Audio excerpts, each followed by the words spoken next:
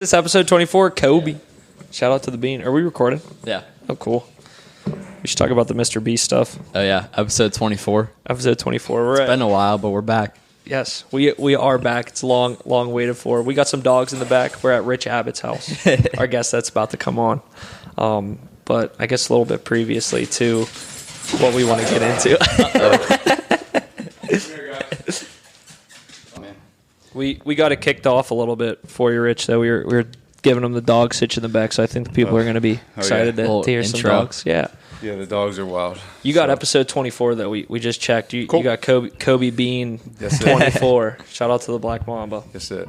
Appreciate it. Yeah, no, we appreciate you, Rich, and thank you for letting us come into the home abode. For sure. It's insane in here. We love the layout. I think it speaks to a lot about who you are. I think as you know, in real estate as a teacher with the map in the back as well. But yeah, I've had the chance to know you these past, what's it been, like 4 years about 3 now? years, yeah. Having you as a client through a mutual connection, Jared, and it's been a great experience. I've had the chance to have some really great conversations with you, talking about teaching, what you're doing in the classroom, and how real estate works a little bit. I mean, we were talking there, and I already learned a little bit of that world too. I mean, it seems like every time we have a conversation of sorts, I'm learning something new from you. I'm always interrupting your details, talking about something. Yeah, exactly. That's what. But I mean, a lot of times the people that I work with in detail with, I think that's like the best part of it, because I know a lot of guys are just like, shut up, let me do the job. But I think that's like the more unspoken things that goes with doing your work is getting the chance to talk to the people you are working with. So I appreciate, everything and every conversation that we've had up to this point. But I guess getting into a little bit about you, Rich, I guess tell the people a little bit about what you're currently doing in terms of teaching, in terms of running the weight room and real estate too. Well, appreciate being here. Obviously, you guys it's been great getting to know you the last couple of years. And so right now I've been at South Allegheny High School for, don't judge me on this, I've been here for this has been my 20th year coming up. So I got very lucky, got a job right out of school, which I know for teachers it's pretty tough to do. Kind of bounced around a little bit with teaching some Spanish and in-school suspension, and eventually I became a history teacher. So I'm still teaching social studies, psychology. I teach an AP, like a college-level psychology class, which is awesome. And then I do, it's so weird, we call it a POD economics, but it's kind of like a senior life prep class where we do finance and we do some goal setting, and I know we'll get into that a little bit more. So that starts middle of August. I'll be back to school, so I'm enjoying a break from that. And right now it's full-time real estate grind right now. It's just I've been doing real estate for the last 5 years. I've had my license. Started off as kind of a hobby, something I was passionate about, but it was just kind of like, if I sell a house here and there, it'd be great. And then it kind of exploded, and it's been just like, I don't look at it as work. I love doing it. I love helping people in that aspect. So, yeah, it's been quite the ride, right? The real estate ride. It's just I wasn't expecting it to be like this, but it's been great. So I am with All Pittsburgh Real Estate. Then as far as the weight room and stuff goes, I do. So I'm our strength and conditioning coach at South Allegheny. So I've been blessed to be able to transition out of football and coaching basketball and some of the things I did for 15 years or whatever, to focusing on just the weightlifting, training athletes. So that's been great. So we run our weight room in the mornings. So I'm usually there. We start by like 6 in the morning. We work out from 6 to 7, get 15, 20 guys in there. And then after school, I kind of, I'd say just organize the other sports, making sure that they have feedback. Sometimes I go through lifts and teach them what they need to know, or explain to the girls softball coach essentially what I would make as fundamentals in my lifting program, and then help the football coach cover a lift here and there, just making sure that we're all on the same page, order equipment, all that. So it's kind of giving me that taste of working with athletes and being able to plug into their lives. I learned this pretty quickly playing sports. You become really close to your strength coach because you spend so much time with them. So I realized that was my opportunity to kind of give back to them, still feed into their lives a little bit. Right, as you should too. I think it goes kind of unsaid that you learn so much from playing sports. I think that's where you get your edge is if you could tell when a guy's in the weight room versus when a guy's not in the weight room. And you look at guys that are very raw with talent, you go, that guy needs to get into the weight room. So I think, like you said, it helps if you're have that high school relationship where you could go to a strength coach and just say, hey, what do I need to do? Yeah. No, it's huge. The but eating, the nutrition is like one of the big ones. I mean, that's high school kids, depending on where you coach, obviously. There's some of the schools where their families are giving them, whatever you want. Like crock pots going with rice and chicken and this and that. But then where we are, it's a little different, where you're just trying to get them to eat more and then educating them on why Doritos and iced tea and ramen noodles aren't a dinner. You know what I mean? Right. But they think it is. They think, oh, I'm full. That's good. And I'm just like, no, but that's not going to give you what you need. Right. You're putting garbage into a Ferrari, and it's not going to work. No, it's a great analogy. I guess going back to a little bit of how you first got into education. Take us back through when you were in school. What led you to the direction to get into teaching? Yeah, so I went to I'm actually a product of this area. So grew up in the South Side Slopes, and then went to Phillips Elementary down here in the South Side, and then Starrett Middle School, all city schools, and then ended up at Shenley High School. Rest in peace. It's now apartment building, but right. I'm a proud graduate of Shenley. But I had a teacher my senior year, college level English teacher, who was a little dark haired woman who just commanded a room and was like just awesome. And I was like, I want to do that. I want to be. She just inspired me to kind of want more for myself. And I was going through a pretty rough time with my family situation, which I'm sure we'll get into some of that. But like my mom was pretty sick. My dad was not in a great place, and it was just like. She, I think, was like a motherly figure at times, and I knew I wanted to work in some field of education. So I went to Duquesne, was blessed enough to be able to go to Duquesne, get some scholarships. I mean, I had a lot of loans, but ended up, playing football there, having a little bit of money, and just was there for 2 years trying to do English, and realized, I think, pretty quickly I didn't want to do English. Writing all the papers, had some pretty professors that just weren't really working for me. And then I actually never really liked history. It wasn't my thing. I really had a history teacher that, inspired me. And then I had this night class with a professor who just told these stories. And his I think it was his mother survived the Holocaust. And he was just telling these real life stories that just overwhelmed me. I wonder if the video's picking that up, which is hilarious. I thought I felt something. Yeah. So he's telling these stories. I mean, in night, you just got that call. It's like the night classes, when you have these 2.5, 3 hour night classes, you're usually just like, oh, when will this end? You know? But I was riveted. I mean, I was taking all these notes, and he's telling these stories that I've just never heard about, World War II, submarine, but just all this stuff. And I was like, that was the first time I feel like a light kind of went on. I was like, this is awesome. I love this. I could talk about this all day, and so yeah, I transitioned into history, became a history teacher. Kind of a weird. I was working at the finish line. I've always had a shoe thing. That was one of my first passions were Nikes and Jordans. I was on some of the first Jordan releases when I was in high school. I got a job when I was a junior in high school. So I worked all through high school and college at the finish line. Became a manager and all that, and so I was working there, and an opportunity came up to sub at South Allegheny High School, and I had to make my first real life decision. I just graduated. It's probably October, and I had an opportunity to go work for Nike and actually become a rep, a sales rep essentially. A sales rep eventually, where I could travel around, educate people on product, that kind of thing. Yeah. But I wanted to give teaching a try. I was like, I went to school for this. I'm in all this debt. Why not just give myself a chance at this? So I decided to take the subbed for, a couple months. Got really lucky. Spanish teacher ended up quitting halfway through the year. They put me in as a substitute for the, it was January, after Christmas break.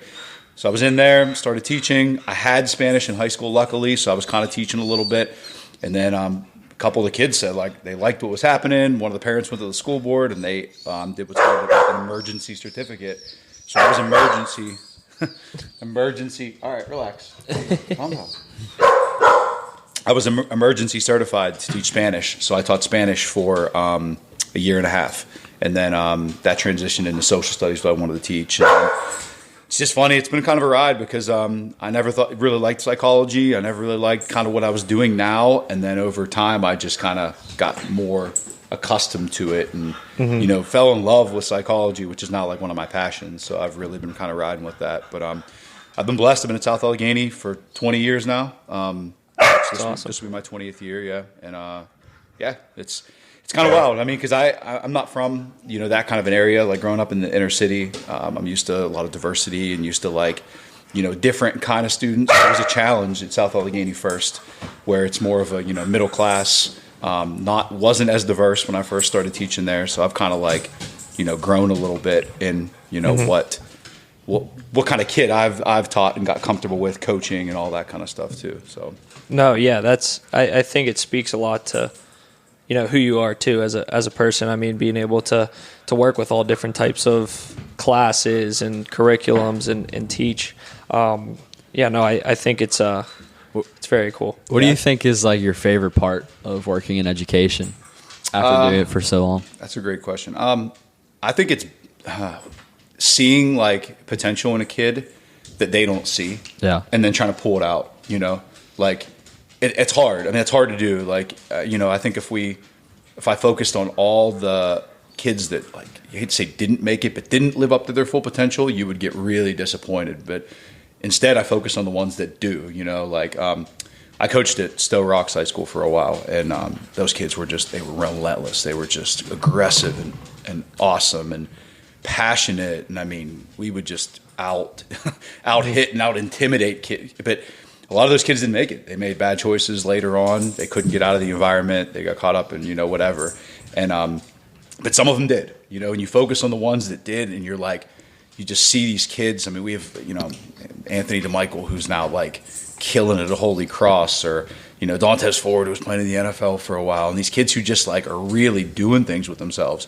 And I think that like showed me that like if you can focus on helping them to see their full potential, you know, and that's the weight room too, you know, like we get these skinny little freshmen who never lifted a weight in their life, and they're just like, I don't even know where to begin. And then you start teaching them form, and then you teach them a little bit how to eat, and you teach them like, hey, I know your parents didn't go to college, like, but this is an opportunity. Like, I know that you never thought you could run your own small business, but you're real good at this. Like, you have a chance. So I think that's what it is. It's not the content. That's you know, I do love the content. Like, I love teaching psychology and how the, you know, brain works and your behaviors and all that. But it's just pulling the best out of kids, you know, encouraging kids. And that's the natural transition into real estate, you know. So now it's like I'm working with adults and trying to pull the best out of them. You know, buying a house is their biggest investment. Right. You know, it's a huge step. So you're trying to like educate them on things like, you know, finances and credit scores and this and that. So, yeah, which ties into school a little bit, because now I'm doing it with the high school kids. I'm trying to teach them earlier about that stuff. No, you know, it's really cool. Is there anything like in particular that you'd wish you could kind of like change in the traditional education environment, how it's been, such as like with finance, kind of like educating? Because it's never been talked about. No, it's kind of one of the one missed topics, I feel like. yeah. I was telling you that last time, Rich. I was like, even at Bethel Park, which is a great school. Yeah. That was never like. We had a class that was business math, I guess was almost personal finance-ish, but it was never something that was a requirement or something that was a pushed topic. So I think what you're doing in terms of readiness for the real world is something special and something to be talked about. So I guess go through a little bit, like Josh was saying, about how you approach that class and teaching some personal finance topics that not a lot of people get the chance to talk about. So I think this is like two-part. I think one, a lot of it is because teachers, you go to school for, you know, whatever. Like I went to school for social studies, so I was able to teach, you know, sociology, psychology, economics, all these things, and then all the histories. But like teachers aren't educated themselves personally on how to handle like finances and Credit Karma and all the tools that exist, right? So it wasn't until I got into that real estate world where I totally understood that, you know. And I think that opened up the door for me a little bit too, where I was like, whoa, the importance of this is just so, you know, rewind a little bit. I was like probably 20. My mom passed away when I was 26. And I remember at 26, I knew nothing about any of this stuff. Like I was just kind of like, oh, I teach. That's what I do. I had student loans. I was trying to pay those off. I was trying to like work second and third jobs and coach and just do everything I could to, you know, make some money. And I remember when my mom passed away, we had to take her house, and it was like, what do you do with this house? And my brother really didn't want anything to do with it. So I was able to like use my savings, kind of pay half of my brother out of it, and it became like my house. And I bring that up because like I had this house that's paid off and needs all this work. I had a car that was paid off at the time, and I thought I was doing really well financially. I thought like I'm killing it. And then I got sick of the house a little bit, and I was kind of like, I want to buy another house, and a nicer house. Like this one needs a lot of work, and I was kind of working on it as I was living in it. And I realized I didn't really have a credit score. Like my credit score was like 600 or high fives, and I'm like, I can't buy a house. Like I have no idea what I'm doing. And then I started educating myself on the idea of like, it's good to have debt. Like it's good to take on this and that. So like, I think back to how we started talking about this, I think it's some of these real life experiences that you have to bring into the classroom that aren't just like book experiences, Right. And our principal, our superintendent, there's a push right now in secondary education for future readiness. So it's like a requirement now for kids to actually have a plan when they leave high school, some kind of plan, whether it's workforce, military, some kind of like apprenticeship program, then traditional college, like some kind of plan. And my principal and my superintendent are like, run with this. Like you make this class whatever you want to do. So we've been really lucky to just kind of run in all these directions. I have shout out to Wes Lyons if he sees this, the former Pittsburgh Steeler who runs all kinds of businesses, and he's in solar now and this and that. And Wes is he's a good friend of mine now, and he's just been an asset. He runs this program called the Pursuit Program. It's a lot of millionaire mindset stuff and, some future readiness stuff and goal setting and talking to adults. And we bring him in once a week, and he meets with the kids virtually, or sometimes he comes in person when he's in town, and working with that, running some stock market game stuff, understanding like how the market works and trading and short selling and all that.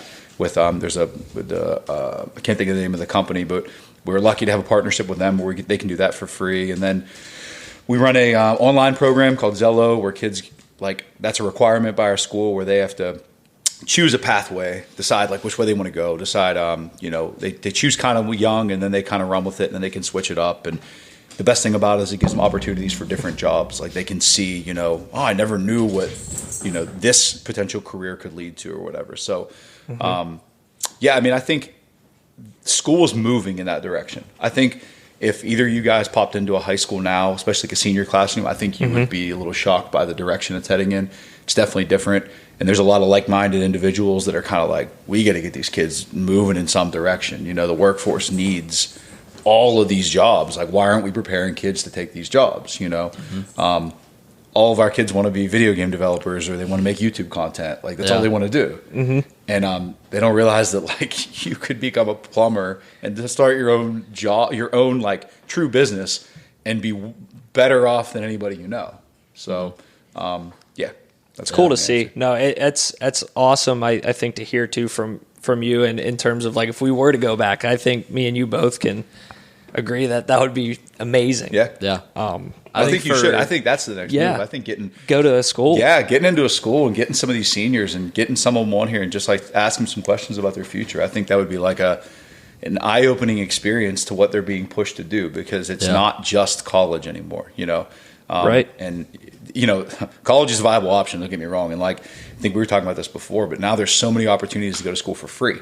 Like if you want to go into the health field, you can go to school for free, have everything paid for, right into a job and have no debt. And it is like an awesome situation.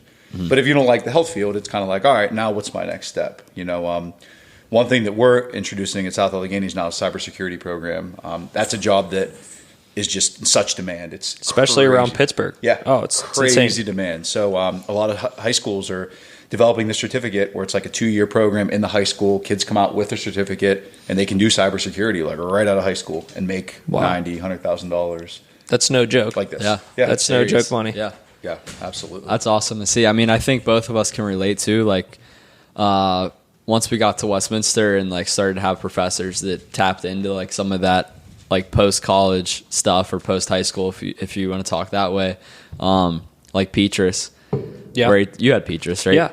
Where he kind of went through the whole rundown, like, all right, this is what you need to do. Pay off your debt as fast as possible. If you have any, don't buy a fancy car. Like, that's everybody's just like message. Don't basic buy the big advice, truck. right? Yep. But like it's huge, and you don't realize how far ahead that can put you if you just take some small steps right after high school, right after college to set up your future. Right. No, yeah. I think we were talking about the last time too. Like you said, I think you had a student that might have had a job or something lined up, and it's so tempting to not go out and treat yourself when you're young and you want all the toys. And if you stay, I think, just focused on bigger picture things in terms of what you want to get out of life. I think that's huge, and especially if you have an influence like a teacher and somebody that can connect to you early on in life. Like you mentioned that your teacher you had at Duquesne previously. I know there's been teachers in my life or in Josh's life too, and even at Westminster, that we look back at and go, that's a huge reason, I guess, for a lot of the things that we do today. It's nice to have that connection, and a lot of times people might not get that in the classroom, so it's awesome to hear. Yeah, and it's 17, 18, 15, 16, 17, 18. It's hard to see that someone cares about you and they just want the best for you, so they're forcing you to do things you don't really want to do. All you want to do is have fun on the weekends, or whatever it might be, and not focus on like a little bit of hard work or just. One thing we're doing is we're really working hard with these kids when they're young to try to figure out what their passions are. More than just like playing video games. Like, okay, you love video games. We all love video games. But why do you love video games? Is it the competitiveness? Is it actually how the game works? Is it the develop? Like, what is it? And how can you turn this into a career in the future? Maybe that you actually love doing. So we start doing, I know in psychology class we do a personality bullseye where I try to like teach them about what a passion is. What I think the way I define it is like, what's something that you just can't stop talking about? Like, in every conversation you're in, you want to bring it up. Your heart like pounds with excitement. When you're doing it, time just doesn't exist. You just, so like, what is your passion? And we start there, and then it's like, all right, from your passions, like, what are some of the things you value? What are some of the important like aspects of this? What are some of your physical characteristics or like, personality characteristics that lead to this, that make you like, you and I might look at the exact same thing and not get as excited about it. Like one of us just gets so fired up, the other one's just kind of like, okay, So like, I think it's important to develop that. So we're doing, things like personality bullseyes, the RIASEC model. If you guys don't know what that is, anybody that's listening, it's a cool test that puts you into different like categories of your strengths and like you pulling out your abilities. So we're doing this with these kids in like 7th, 8th, 9th grade and trying to figure out what they love to do and then guiding them, helping them, see directions that they can maybe go in with it. So no, that's huge. I mean, I think we went through it a little bit previously in terms of like having a guidance counselor and talking about it, but to have a teacher, have a class that designates that amount of time necessary. And I, like you said, it's a case in point, great example is you could look at one thing and think completely different. And I think if you had the opportunity to have that in high school, if you could talk about that one thing that really drives you and motivates you, I think a lot of people would probably go a lot of different ways. Yeah. If I had to guess. I mean, you're detailing thing, right? So like you're in some, I see your stuff. You're in some crazy cars, right? Like for me, that gets my heart pumping. Like I think it's so cool, right? Somebody else, my wife, for example, you've detailed my wife's car. Yeah, there's lots of dents and dings and scratches, and she's not as passionate about it as how I baby my vehicles, And that's a perfect example. Like to one person, a car is just a vehicle. It's just a way transportation A to B. Somebody else, it's like. I mean, I enjoy every minute of being inside of it. Right. Having the ability to get into a car and drive it. Like the enjoyment factor that you get out of a car, I think, is sometimes a lot of unspoken. We were talking about the AMG. If you could, what was it? Was it a GLE 43? Yeah. Yep. And being able to just get on that when driving through the Liberty tunnels and just punching it. Yeah. I think a lot of guys find appreciation in it versus other people just don't care. Yeah. Oh yeah. When I remember the first time I laid on that, and all the little bangs and pops came out of the back of the exhaust, and my wife was like, "Is there something wrong with this?" And I was like, "No, like it's supposed to do that." She's like, "That's really stupid." You're like, everything's like, right. She's like, "That's really stupid." You're like holding the wheel, like, "Let's go, let's go." Yeah, right. That's awesome. So that kind of takes us into like if you're making big purchases, you have any recommendations on making big purchases, such as like a car you want to get, well, don't or buy an an house, AMG at 18, right out of the gate, or where's that balance at where you can set yourself up well financially, but also have some fun and get the things you want to have. That's a great. Yeah, it's tough. I mean, that's a really tough thing because I remember being young and just you want nice things. You know, you work hard, especially when you get a job. You get this first job and you're working, you're grinding, you're just thinking towards, you know, that big truck. You know, we brought up the one student. I have a student who's he graduated high school. He's going to have a job this summer working with some kind of PennDOT job where he's going to make like $75,000 or $80,000 at 18. Yeah. And he's literally on the last day of school showing me this like $55,000 F-150, or I think it might have been a Tundra he wants to buy, and I'm just like, Mike, this is such a bad idea. Like, I was like, what is the car payment on this? He was like, oh, my credit card like $800. I was like, oh, wow, buddy, like, what are we doing? You know, like, so there's definitely a balance. You know, I think it's different phases of your life, right? So like when you're still trying to figure out what the plan is, I mean, I think you got to be a little bit more sensible about your purchases. Yes, you do have to have fun. You can't just work all the time, but I think you have to consider the long term, right? We talk about delay and gratification. So more successful people can delay their gratification. We know that for a fact. It's hard to do, you know, but keeps people from doing like destructive behaviors, like drugs, like, you know, smoking, for example, like those kind of things. Like that instant gratification often leads to some bad things later on. So delaying your gratification financially is tough, you know. So you put a balance. If you really want something, you have this balance where you're saving money towards that purchase, but you're also saving money towards like your ultimate goal, your future. And I think the quicker you decide, hey, this is where I want to go and what I want to do, you're going to be able to make some decisions on your money. You know, I was in Nashville this past weekend for a bachelor party, and I was with a mortgage broker, and he does very, very well for himself. And we were kind of talking about this, and he was telling me how he can't fathom spending a lot of money on a car. For him, he's like, every time I think about buying, what was the car? He had a car in mind. It wasn't anything crazy. It was like a $60,000 vehicle, which is really nice. Mm-hmm. And he was like, every time I think about buying this, I think about I could buy another rental property. And my mind goes right to like the income I can generate from that rental property, you know? So for him, he's weighing out the future of what it could look like if he's bringing in more income for rental property versus the depreciating asset, which is a vehicle. You know, and I know we're going to talk a little bit about good debt and bad debt, but like vehicles are depreciating assets. They very rarely are going to be something that you're going to pull value out of, you know. So I think knowing where you want to go is the first important thing. Like, what does your future look like? And I think if you feel really strongly about your future, you're going to find yourself sacrificing those immediate gratifications more often in order to get to where you want to be long term, you know, and put in the hard work and be able to invest. Like, as a small business owner, you know, like sometimes you got to take your own money and invest back in your business. That's not the most like immediately gratifying thing, you know. Right. You have to kind of take a step back in order to move forward, you know. So so that's a long answer. I think like if I had an 18-year-old, 19-year-old, 20-year-old coming to me saying, I want to be successful long term, what's this look like? I mean, my mindset is always guiding them into the real estate field. Mm-hmm. And I would say like, you have to grind for a couple years. You got to save some money.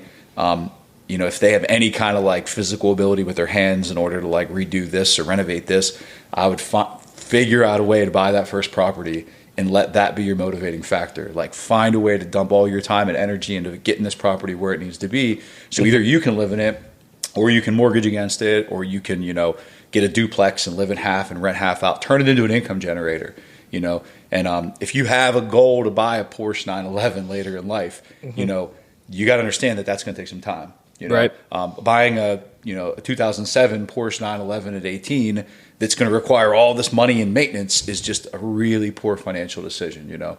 So there's a lot of levels to that, but I think going back to like having some guidance and understanding like what a good purchase is, or what a Honda Civic isn't exactly like the most glamorous purchase, but it is a reliable vehicle. It's old reliable. Yeah. It's old reliable. You hit on a really good point too. I think with instant gratification, it doesn't get talked about a lot, and sometimes it goes unspoken, and people will get into the mindset of like, oh, I cashed this paycheck out, I'm gonna go and spend it on myself because I deserve it. But having the ability to hold back a little bit, and like you said, influxing money into something else that can make you more money down the line is big. And then you mentioned duplexes too. I'm like thinking about that. My mind's racing a little bit because I think that was a thought between me and Josh for a little bit in terms of looking at places. Do you think that's like a good purchase for somebody that's first buying a home if they want to float the money to be able to have somebody else in a rental and pay for on the mortgage itself? Yeah. I do think it's a really good investment. I think it's tough. It is tough right now because a lot of people are trying to do the exact same thing. For a lot of people are getting the exact same advice, like buy your first home, turn it into an income generator. You can, kind of benefit all the first time home buyer things and have an investment for the future. So when you buy your first home or you buy a personal residence, you have some benefits of putting less money down and, some first time home buyer, benefits, and you could use that on a duplex and live in half. And then you can rent the other half out and essentially pay for your mortgage. And while you're doing that, you're saving. And then eventually you can buy the next one. And now you have 2 units. You have this duplex now 2 units that can make you money. So in theory, it all makes sense. It works out really, really well. I think the market's a little bit overwhelmed with investors where everybody has the same ideas.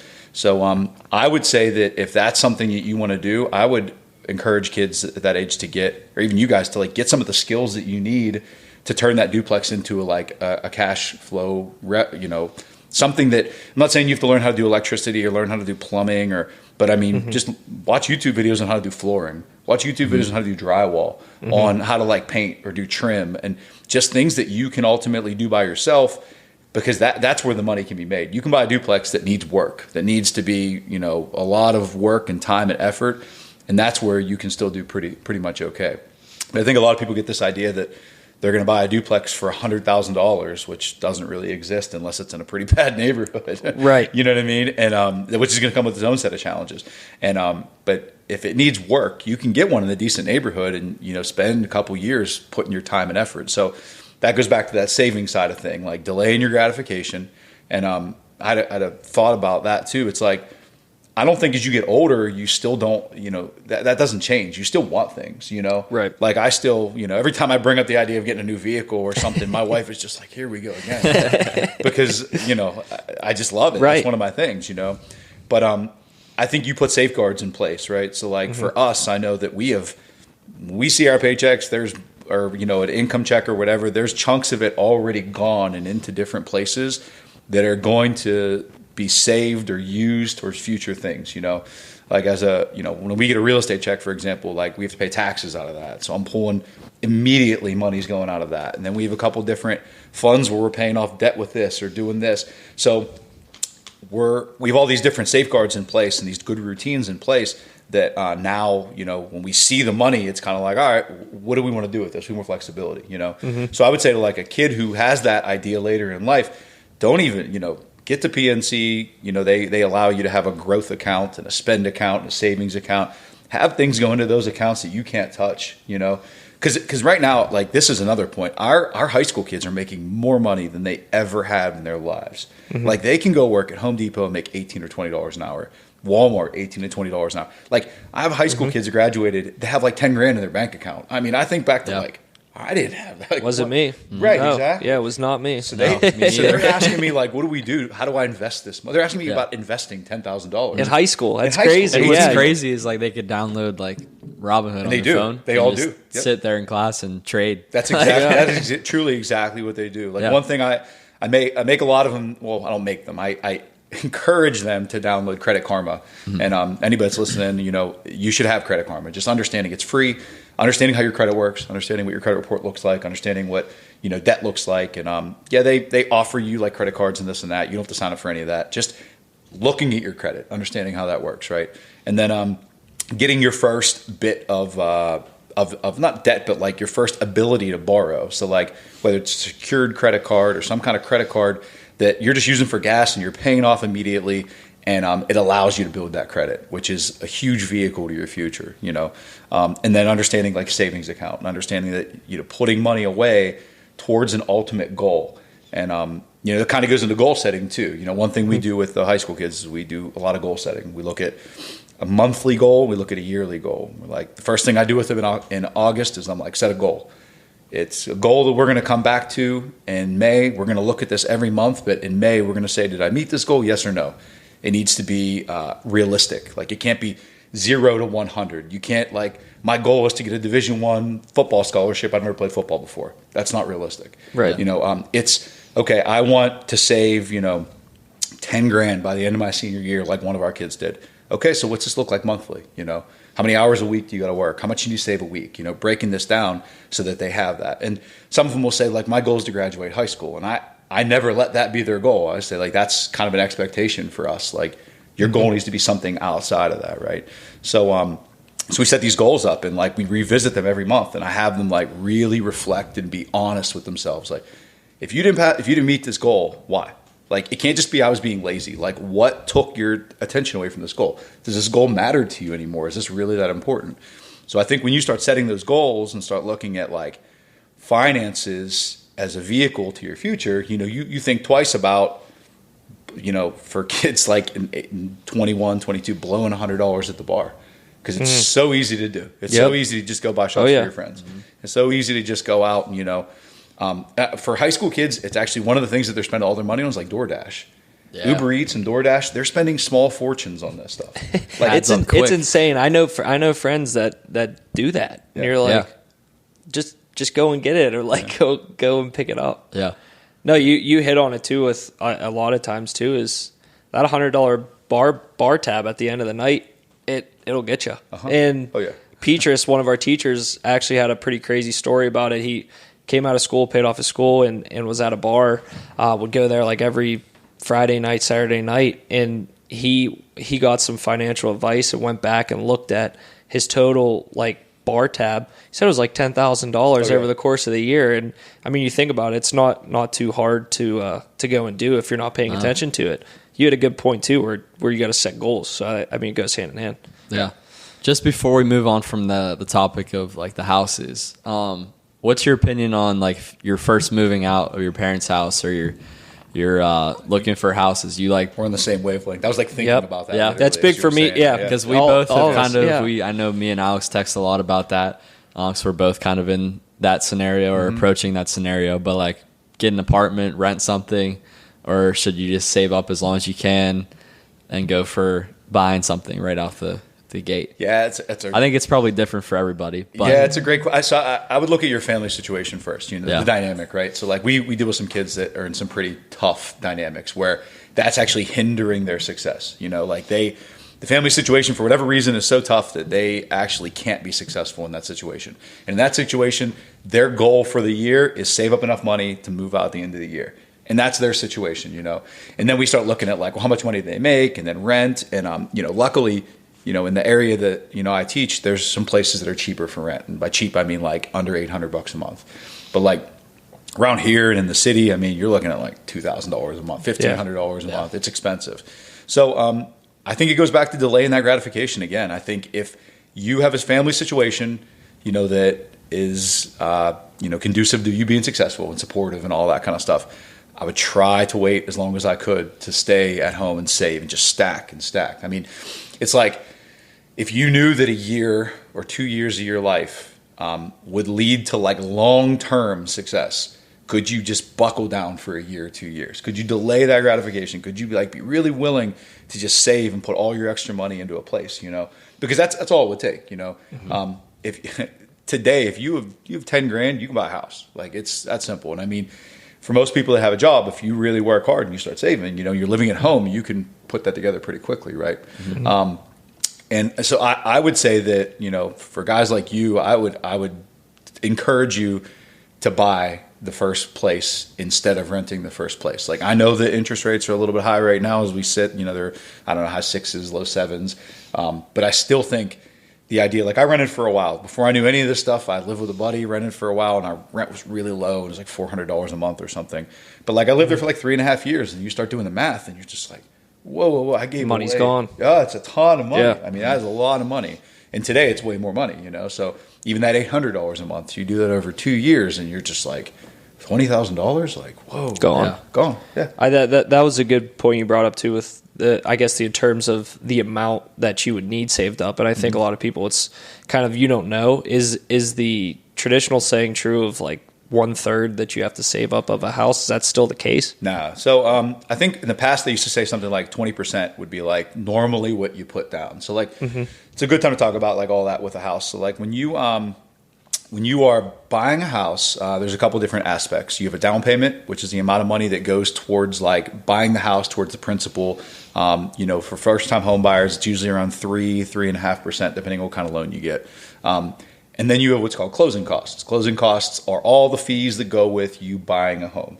Now, that's going to be different based on the neighborhood because the taxes is going to be different based on, what kind of house you're going to buy, what kind of loan you're going to take. It's going to vary a little bit. But there's also, for the first time, there's some assistance that exists called Seller's Assist, where you can build some of those closing costs and some of those down payment funds back into the loan. So, I've had some situations where people have like under $5,000 saved and they can get into a home. It's a little more difficult for sure, especially on competitive homes. My experience has been it's a home that usually needs a little bit of work. It needs some TLC, some love. That might just be cosmetic. That might just be ripping up a bunch of carpets and painting everything and putting some new flooring down, or maybe it needs a new roof. Whatever it might be. So there's opportunities where you can save. That still exist where you're not spending a lot of money down out of pocket. There are some grants and some programs that exist depending on income levels.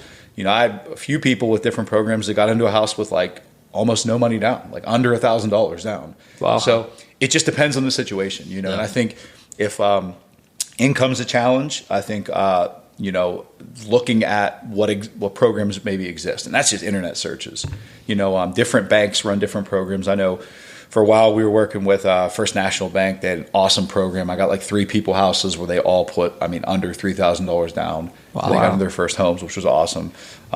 So that stuff exists, So I think if you really want it and you're willing to do some research and getting with a good real estate agent is important too. Someone that understands like your needs, understands what you're looking for, willing to kind of reach out for different kind of funding. Everybody's really busy, so I think some people are just like, I can't take on all this, and some lenders are like that too. They're less willing to work with people that have a lot of hardships. But you find the right realtor, find the right lender, and I think you can. I personally, again, think it'd make more sense to buy the first one after you save some money. I also am a strong believer in like having a nest egg. One of my best friends, we kind of walked through this whole process after a divorce of how to like save money and build your credit and all this stuff and paying off credit cards and this and that. And I just said, look, a nest egg is like the most important thing. You got to have like emergency money so that you're not putting into credit cards and doing things. So like even after you've bought that house and you've put that money down, you have a couple $1,000s. This is a rainy day. If my world falls apart, I'm not just going to lose it all. Yeah. So I think that ties into it too. So saving that initial amount of funds plus your nest egg, while living at home would set you up to be super successful to buying that first house. And another thing is too, your first like investment property doesn't have to be a duplex. I think we hear all the time that buy the duplex because then you have 2 units. My wife and I did it a little backwards where it's called reverse house hacking, where we've lived in the house, kind of fixed it up, spent some money on it or whatever, and then saved while we were living in it. And then eventually we would save up for the next property, buy the next house, and we would turn that one into a rental property. So we currently have 3 rental properties that are all single family homes. So the house that I was talking about before that I lived in the South Side, that's a rental property. And then the house I bought after that in Lincoln Place, which is like city, kind of near West Mifflin, that also is a rental property. And then the first house that she lived in the North Side when I first met her, we've turned that into a rental property. And then this house is, obviously very nice, but the plan is eventually to turn this into a high-end rental too when we move into the next property. So there's different ways to do it. There's a lot of different ways to rent. A home is, I wouldn't even have thought about that. Yeah. And whenever you said you had rentals, I thought it was duplexes. Like that's or apartment thinks, buildings. Yeah. No, that's a super smart way to go about it. I guess it kind of leads into the next point. Good debt versus bad debt. Yeah. Now, what did some of those purchases, I guess, in terms of what you're going into to get another house that could turn into a rental? Is that good debt in your book then? I guess in terms of real estate, I would say real estate's a good debt. Cars are necessary debt. Like, so I do a lesson on this in our school where we like literally have a good debt, a bad debt column, and then we leave the middle kind of open, and it's like talking through like what's good debt, what's bad debt. So like student loans, for example, are they good debt or are they bad debt? Well, student loans have a really low interest rate, especially if you have the government loans, if you can keep those. So like we put that more into the good debt category, and the kids are just like, well, wait a second. Like, and they're hearing on social media that's like, you're putting yourself in all this debt and college is so expensive and blah, blah, blah. And they're like, how's this good debt? And I'm like, well, you're investing in yourself. Like nobody can take that away. Like you are a much more valuable human being.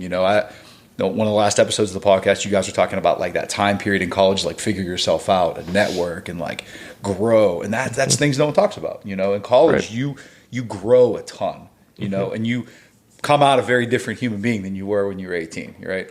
So college, in my book would be more good debt, Is it for everybody? Absolutely not. But like you can throw an apprenticeship program that maybe costs money. And maybe you got to take some debt out, community, whatever it might be. I think that's good debt. Then you're looking at other good debts, obviously real estate. The reason why real estate is usually good debt is because it, usually appreciates in value, especially in the Pittsburgh area.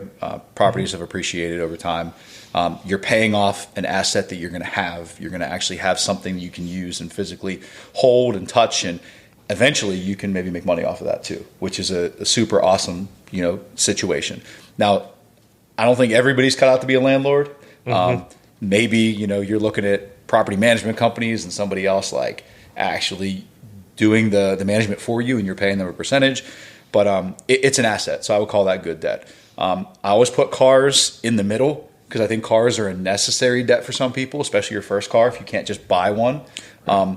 But we know it's a depreciating asset. We know your interest rate's going to be high, so if you're going to get that car, your mindset is like, I got to pay this off pretty quick, And there's a lot of YouTube videos and examples that exist of how much you should spend on a car. And if you can't put this amount down and pay it off this quick, then you probably shouldn't do it.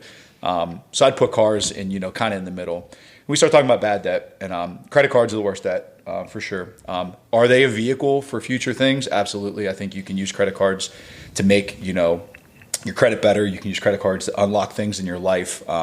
Just this rule of thumb, you don't buy something unless you can afford it, So that goes back to that nest egg, So when you buy your first house and the furnace blows, you have a nest egg of money to take care of that furnace, right. Because otherwise, if you don't and it's cold, you go and put it on a credit card, right? Yep. And then you find yourself down a path because there's always unexpected things.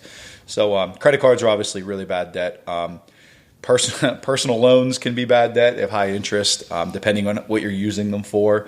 But it's one of those things. There's definitely good debt and there's definitely bad debt. The little personal story. I remember whenever my wife and I were getting like really serious, and it was kind of like you're dating for a while and you're having those discussions on like, all right, like where are we going with this? Right. And one thing we realized pretty quickly is our money was we were in very different directions with our money. Okay. She was all about paying off debt. Like it was like trying not to have debt. She was like on a 15-year mortgage on her property, and she was trying to pay off debt and trying to she just didn't want to have much debt, didn't have any student debt. Where I was, on the other hand, is I was looking to leverage debt. I was looking to borrow against the assets I have, use the bank's money at lower interest rates, and expand, buy more rental properties, or do something to get bigger. And we had like a pretty good discussion with some tears about like how it would look in the future, And we got on the same page that we were going to, do the rental thing, and we were going to carry some debt.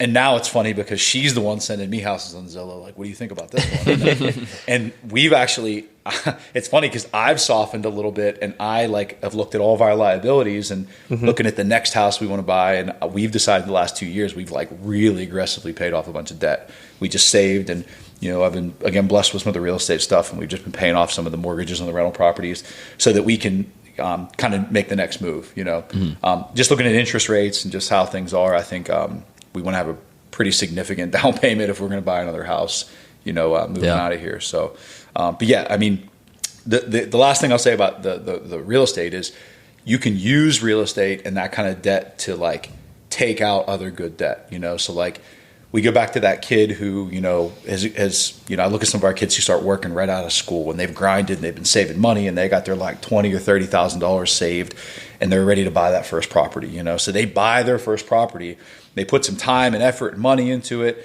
and they can then leverage that property, borrow against that property, and be able to buy the next one, or borrow against that property to do the next venture because they have actually a physical investment, that's something that people don't really talk about. Like you can't borrow against your car, Right.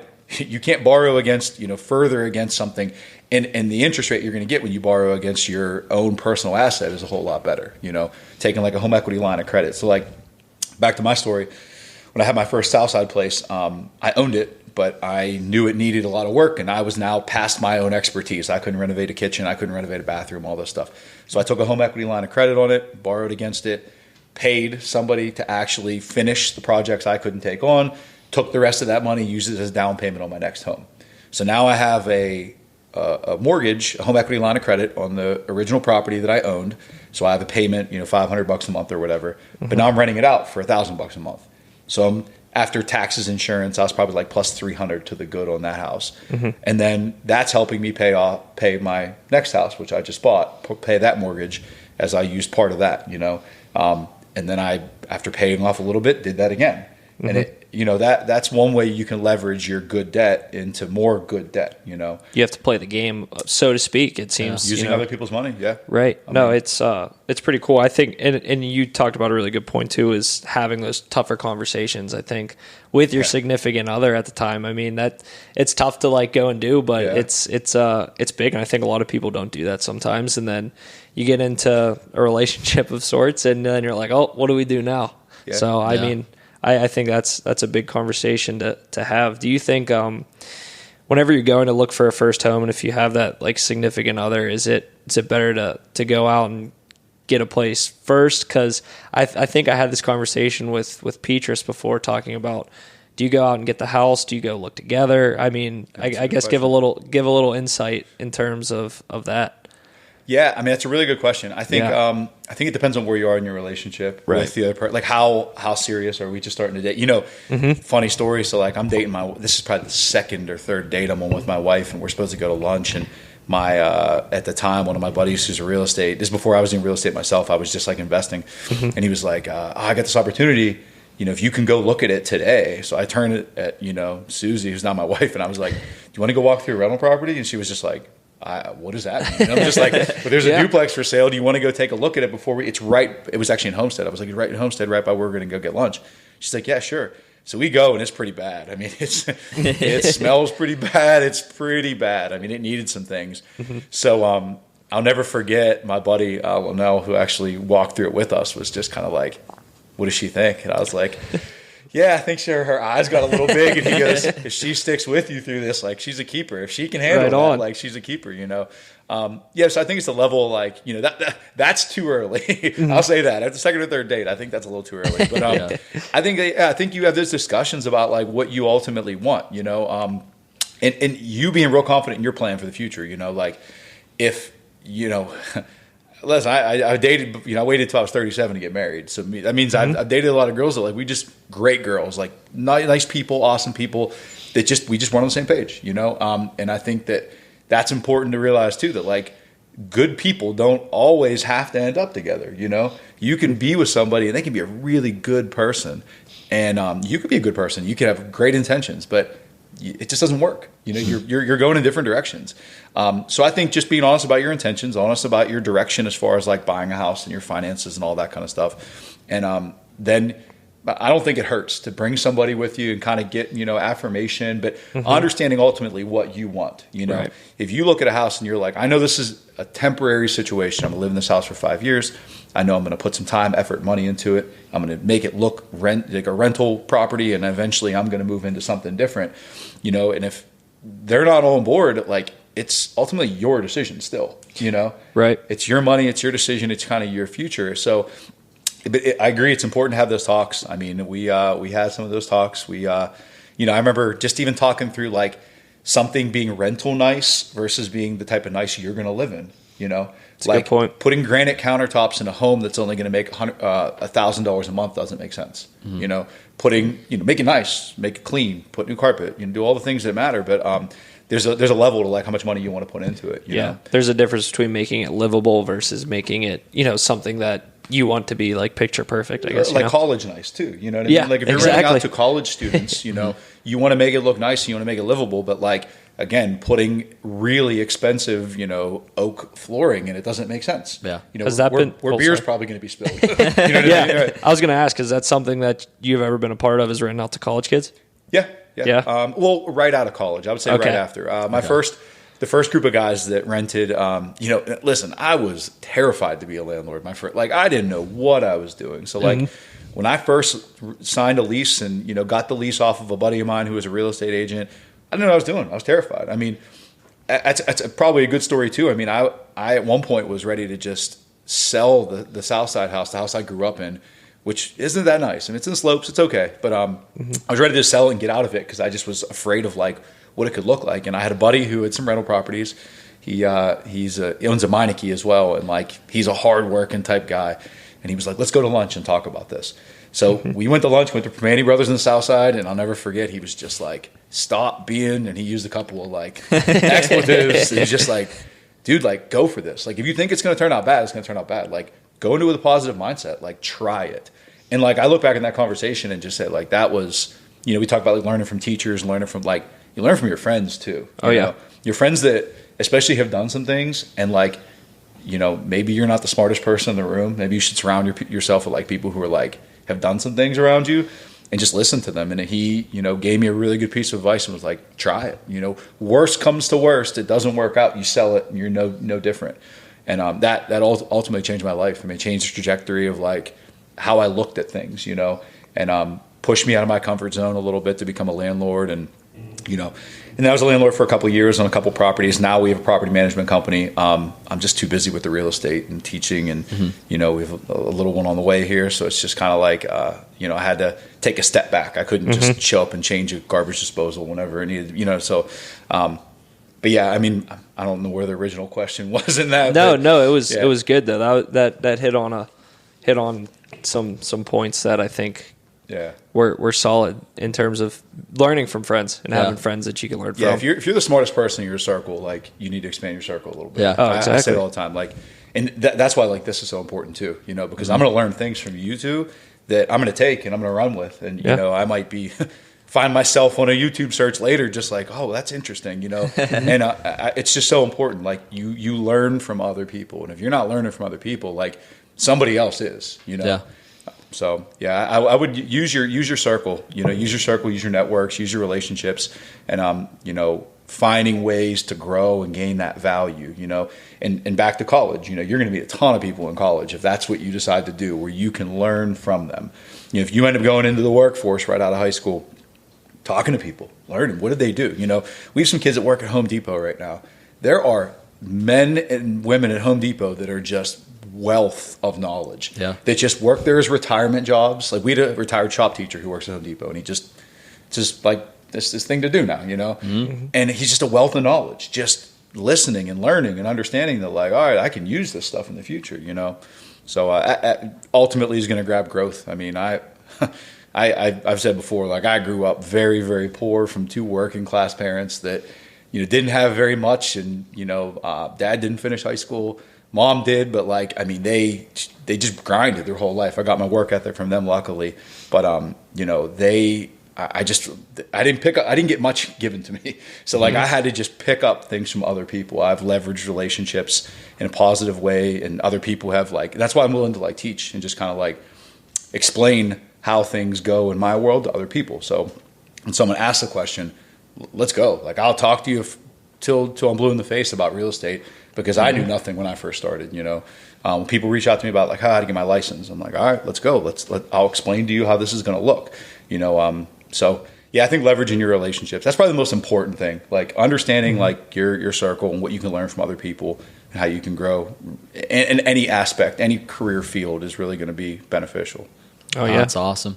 One of the questions I had, so with everything that you have going on, is there anything in particular that you use to stay focused, or any activities or mindsets or anything like that to kind of keep it all straight? Yeah, great question. So I'd be remiss if I didn't say, is that the word, remiss? Yeah. If I didn't say that my faith is super important to me. So I think through the toughest times of my life, church has just been a thing for me. I was, saved when I was a junior in high school, at one of my lowest points in my life. And I've just been always involved in church. And, I think I view things a little differently, helping people, plugging into people, understanding that, I ultimately don't deserve what I've been given. You know what I mean? Like, I've been given grace my entire life. So like, helping other people is at the forefront of like who I am. So I think that's like most important. Secondly, it's the physical aspect. You know, a lot of young kids, they'll finish playing football or sports or whatever, and they come back to me and they're just like, I want to coach. I want to get involved instantly. And I'm like, well, where are you going first? Like, what does your life look like first? And I always say the same thing, like, you can't pour from an empty cup. So you can't pour into like kids that need a direction and need guidance and reliability and all this kind of stuff if you personally aren't there, right? So setting up things like, for me, working out is a huge one. Like, I spend, this morning I went to the gym. I'm in the gym probably 5 times a week. I play basketball as much as I can for cardio, and that keeps my mind in a good place. I'm very addicted to working out. Like, I love it, and it's been one of those things that provides clarity to me. Other things like good routines. I think that's probably the most important thing. Understanding a calendar, like really plugging things in instantly. Like when Alex and I talked about this, it was like right into the calendar. Share a calendar with my wife. That eliminates some arguments as far as like what's that's happening. Smart. It's smart. It's like, it's laid out. I got this planned. You saw it. You have to. And I mean, she's the same way. She puts her work schedule. My wife is a physician's assistant at Mercy Hospital. So in the neurosurgery departments, her job is very demanding. So we constantly have to just make sure that we're both on the same page schedule-wise, and I think that's going to transition well into paternity. I think that as long as we communicate, because my wife's a runner, so she's all about. She ran the Boston Marathon this year, a couple months pregnant, which was pretty wild. Yeah, that's awesome. She's like Serena Williams. That's incredible. Yeah, she's a freak. So I think the routine really helps. I'd say that's probably my faith. Being physical, being like, I think that I can't say that enough. I work with a lot of adults that, in school and teaching that get really like negative and get kind of down about their days, and it's redundant and it's over and over again. The kids are rough and this and that. And I'm just like, well, what are you doing for you? Like, how are you waking up and you feeling good about yourself? Are you getting, an endorphin rush? Are you getting dopamine? Are you taking care of yourself? How are you eating when you leave this place? Right.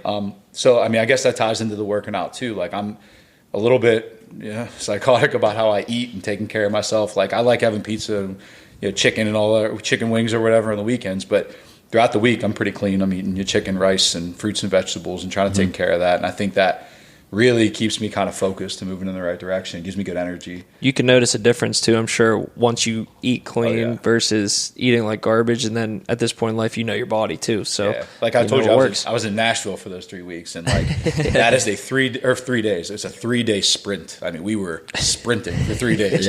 So like when you're putting alcohol and you're putting, fried chicken and you're putting pizza into your body and you come back, you're just like, what? And your body says that too. It's like, what are you doing to me? Right. Yeah. Have you ever thought about or heard about cold water therapy? Yeah. So like the ice baths and stuff. So I did the ice baths playing sports a little bit, but it was mostly just for recovery. Your legs are shot and then you do it. I have a lot of funny stories about some of our athletes for the first time getting in those ice baths. But then it's funny because like after they do it the first couple times, then they want it. You get addicted to it. Oh yeah, they love it. I understand. I think like everybody's saying like 11 minutes. Now it's kind of like changed from obviously for like recovery and everything for muscle, but now it's turning into like the mental side with dopamine and stuff. I haven't done it yet. I got one sitting in my cart on Amazon, like one of those little tubs I want to get. How much is one of these tubs? It was like $140. It's not bad at all. I saw it from Maxwell Reamer. Shout out to him. But he put it on his Snapchat, and I'm like, dude. I was like, how much is this? Because it looked like it was fairly simple. He sent me the link that I think the one you're talking about. It's just like a little inflatable looking thing. I think sometimes they have like chiller pumps that attach to it to like circulate the water, but supposedly it changes people's, like everybody I've talked to that done it is like, this is the best thing I've ever done for myself, mentally, physically. There's a big gives you like a rush for like 6 or 7 hours afterwards, supposedly too. Wow. So I'm probably gonna buy one, just give it a shot because I've just heard so many positive things. Plus, I just feel like the discipline involved of like doing it is huge.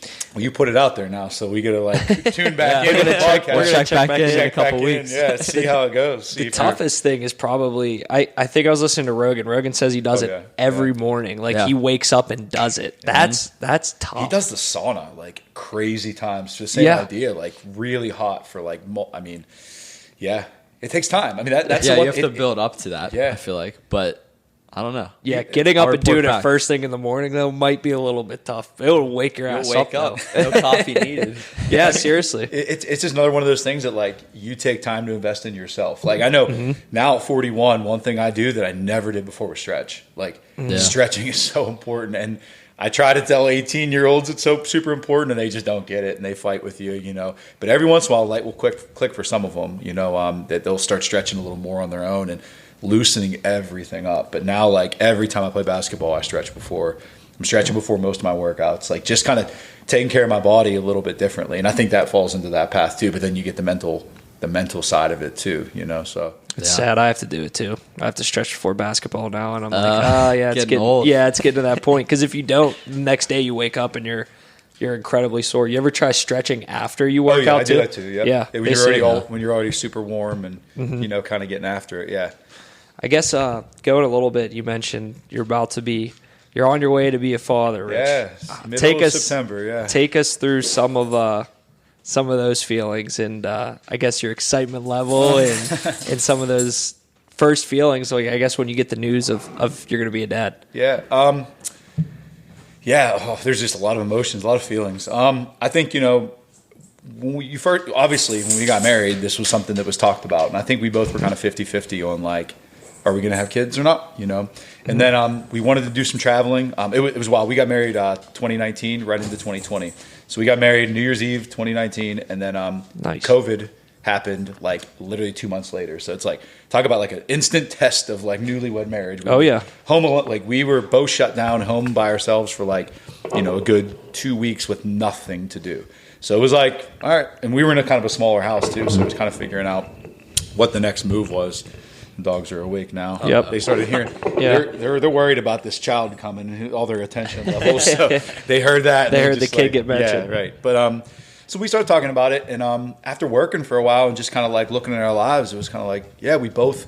What are we working for? You know, who are we passing this stuff on to? Like, what's the ultimate goal here? You know, and I feel like one thing we talk about in psychology is Maslow's hierarchy of needs. I don't know if you guys have heard of that before, but it's like this little bit psychological concept where like you have these different levels of needs to meet. You know, it's a pyramid. It's like your basic needs are the first thing. That's food, water, you know, all that kind of stuff. And then you start talking about safety needs and having a reliable schedule and having like, you know, just you know, shelter and all that kind of stuff. But somewhere on there's love and belongingness and relationships and, you know, family and, you know, as our dog is tangled in the cords. Saw this coming. Might need a break. We're gonna lose Josh here. All right, you're free, dude. You gotta relax. Buddy. Oh, we're good. But Sweet. so yeah, we lose it. No, I'm good. Perfect. Okay, we're back. All right. Yeah. So I think like, you know, understanding like what I want to be in the future, you know, and like becoming a self-actualized person. And like for me, I always kind of envision having kids. So I think that, you know, the idea of having kids, and once, you know, my wife and I were both like, all right, this is something we want to do. My wife is, you know, I'm 41, my wife's 33, so she's a little younger. And I think, you know, she started seeing some of her friends have kids and going to baby showers and this and that. And I think like she really warmed up to the idea. And I was like, all right, like this is a go. So Baby fever is real then? Is that what you're saying? It is, it is a real thing. Okay. My wife does love to travel, so we wanted to get some trips out of the way. Like last summer we had some COVID makeup trips. So we were in Hawaii and we went to Banff up in Canada, and we ended up. We've just been awesome. We've been to Cuba, which was pretty cool. Wow. We've done some cool things. I mean, she's been to Africa, she's been to India. My wife has out. been all these places. So I think her seeing some things and understanding, like, you know, okay, that now she's done some of those things, that she was a little more ready. And we were blessed. I mean, we, you know, didn't have to try too long, and we got lucky. And she told me it's kind of like, it's just not real. Like when you first find out that, you know, you're having a child, it's just nothing changes. My wife still was really, really tiny and no belly, and months went by and we weren't telling anybody yet, because you just want to make sure you're out of the you know, the danger zone. And you realize that, like, you know, I think it's the statistics like 1 out of 5 pregnancies end in a miscarriage. So you're just like nervous about that. Right. And then, once we got out of kind of that danger zone and we were like starting to tell people, it just becomes a little bit more real. But there's just this long lull of like not much is happening. And you start thinking like, so what, we're not finding out the gender. We're not finding out if it's a boy or girl, which is interesting. Yeah, we're going to be surprised. That's more excitement. My parents did the same exact thing too. I actually had the conversation 2 or 3 weeks ago with like my girlfriend's parents, and we were asking if they found out. Then I asked my parents, and then come to find out they didn't know either until the birth. So I think that's cool too. It's like one of your like last big surprises, right? Right. It's truly a surprise, you know. Yeah. So I mean, I think that's the thing. I think a lot of people are right in our friend group, in our circle, they're all just like, I know you're hoping for a boy because, you know, you want to coach and get involved in football and this and that. And that's really not true. I think I'm totally good either way. And if sports and coaching and all that doesn't, I mean, I'll find a different direction, you know, to go in. I'm definitely, this summer we've done a lot of projects. We kind of started getting the house a little more ready, changing rooms around, getting a nursery together, planning like some baby showers and like a diaper party and like some of that real stuff, and looking at schedules. And I'm going to have to take some time off of teaching. And I think the big thing for both of us is just going to be looking at our schedules, you know. Like my wife and I, like our two like real core pillars, well, we have 3 real core pillars. Our faith is super important to us, which that doesn't change really at all. Our work schedules, we both are very, very hard workers. You know, between teaching and real estate, like I'm pretty busy. Her job is very demanding. So we both look at that and say, like, our schedules have to change. You know, she's changing her work schedule a little bit, going to them, telling them kind of like, I can't do what I've been doing. Mm-hmm. I have to, you know, rely on some of my other like assets. I have some guys I've trained, and, you know, using them to do some of the real estate stuff, and understanding when to like unplug and pull back a little more, because I'm not great at that. So I think that's another thing. And then just being very diligent and, you know, purposeful about our workouts, understanding that like I still want to go to the gym, she still wants to go run, and it's so important to her that I have to step up whenever she needs to do that, and she's gonna do the same thing, you know. So I think there's some, you know, little trepidation, a little nervousness about how to manage that for the first time. Mm-hmm. You don't know what you don't know. Right. You just have no idea. You know, I can see other people and they talk about this and that, but like until you go through it, you really don't know. So, so it's more excitement than it is nervousness, but I think you just know life's going to change, you know. But in the same breath, I think you help your baby adapt as well. You know, like I'm totally good with strapping my baby on my chest and going and showing houses and going and traveling and doing some of the things that we still do, you know, that we find passions of ours and joy in, you know. So that's awesome. It's exciting. Yeah, mid-September, we're going to see life's going to change. It's coming quick. Bit. Yeah, I know.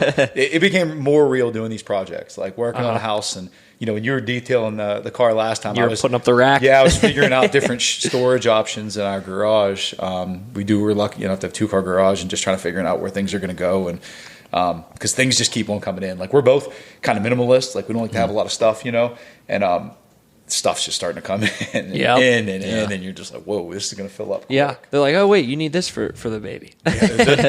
That's the amount. I think that's the biggest the most surprising thing is like the amount of things you need, one, and like how big business babies are. Like every company has this and that and this device and this gadget and thing. You're just like, whoa. I'm sure with your wife being a PA too, it's probably, I didn't know that she was a PA. Yeah. That's very cool. But I'm sure she's probably like, we need this and this too, you know. Yeah, she's pretty good. She knows for being in there. So I'm sure she's very purposeful. I mean, she plans. She does a little side business too, where she plans people's vacations for them, because like sometimes she'll do the legwork for other people. She's done it for a lot of our friends, and, you know, done it for a couple other clients, and just, you know, like planning a trip to Ireland, for example, like where are the must-have places and this and that. So that's really tied into this, you know, planning for pregnancy, because she's researched which diaper bag we need, and which this, and which seat, and which this, you know, and like, right. I think she gets frustrated with me a little bit, because she's just like, well, what are some like must-haves for you? I was like, I don't even like, no, I don't know where to begin. A good carrier, a good car seat, so I can put in my, you know, like in the Bronco. Right? Yeah. So that's about it. I mean, but so yeah, it's super exciting. I mean, I feel like all of our friends are real excited for us, and like, you know, I'm in a phase of life now where like one of my best friends, his daughter just graduated high school.